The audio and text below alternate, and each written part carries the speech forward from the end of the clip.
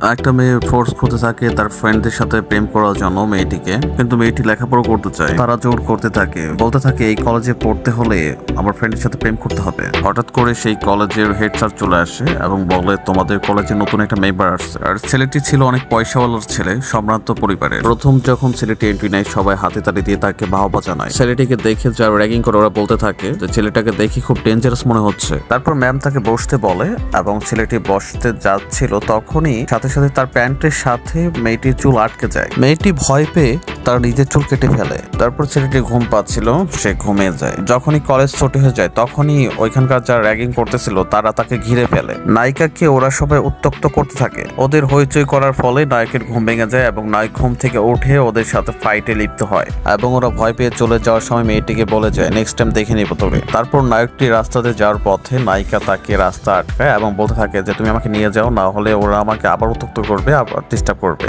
Part 2 দেখতে চাইলে তোমরা কমেন্ট করো। যারা যারা আমাকে লাইক করবে, সাবস্ক্রাইব করবে এবং কমেন্ট করবে, আমি তাদেরকে একটা করে হেডফোন গিফট করবো।